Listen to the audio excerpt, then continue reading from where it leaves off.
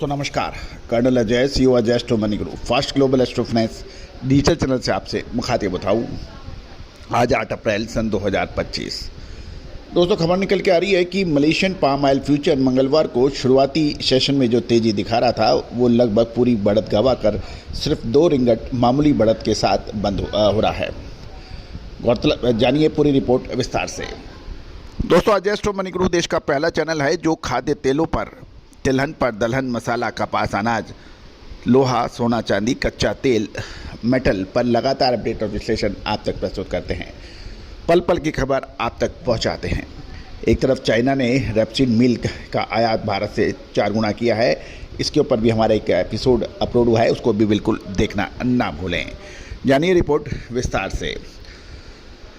दोस्तों खबर निकल के आ रही है कि मलेशियन पाम ऑयल की शुरुआती तेजी गायब हुई है। इंडोनेशिया टैक्स बदलाव और उत्पादन बढ़ने की संभावना से दबाव बरकरार है। जो मलेशियन पाम ऑयल फ्यूचर मंगलवार को शुरुआती सेशन में तेजी दिखा रहा था, लगभग पूरी बढ़त गंवा कर सिर्फ 2 रिंगिट की मामूली बढ़त के साथ 4185 रिंगिट यदि डॉलर टर्म में देखें तो $932.31 प्रति मैट्रिक टन पर बंद हुआ। इंडोनेशिया के सीपीओ एक्सपोर्ट लेवी में बदलाव और घरेलू उत्पादन बढ़ने की संभावना से मार्केट पर दबाव देखने को मिला। बुर्सा मलेशिया डेरिवेटिव एक्सचेंज पर जून डिलीवरी कॉन्ट्रैक्ट एक समय तेजी के साथ 4280 रिंगट तक चढ़ गया था, लेकिन कारोबार खत्म होने तक लगभग सारी तेजी खो दी और केवल 0.05% पर ऊपर बंद हुआ। मार्केट पर दबाव की प्रमुख वजह इंडोनेशिया का एक्सपोर्ट टैक्स में बदलाव रहा, जिससे अमेरिकी टैरिफ के दबाव को कम करने के लिए वहां के निर्यातकों को फायदा होगा। हालांकि इस फैसले से मलेशियन पाम तेल ग्लोबल मार्केट में कम कॉम्पिटिटिव यानी प्रतिस्पर्धी हो जाएगा, जिससे कीमतों पर दबाव बढ़ रहा है। यदि फंडामेंटली देखें तो मार्च में मलेशिया का पाम ऑयल स्टॉक 6 महीने में पहली बार बढ़ने की उम्मीद है।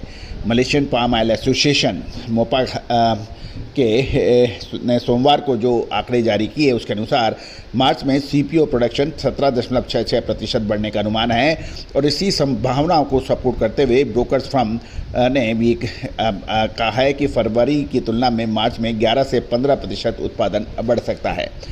शुरुआती सेशन में crude oil Brent crude 0.2%, Chicago CBOT soya oil 0.42% की तेजी से बाजार को कुछ सहारा जरूर मिला।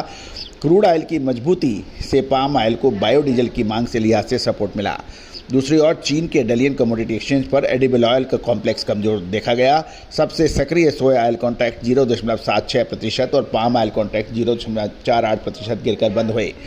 मलेशियन करेंसी यानी मलेशिया की जो मुद्रा है रिंगिट अमेरिकी डॉलर के मुकाबले लगभग 4.49 के कमज़ोर स्तर पर बनी रही है, जिससे विदेशी खरीदारों के लिए पाम ऑयल सस्ता हुआ। इससे कीमतों को थोड़ा सपोर्ट मिला।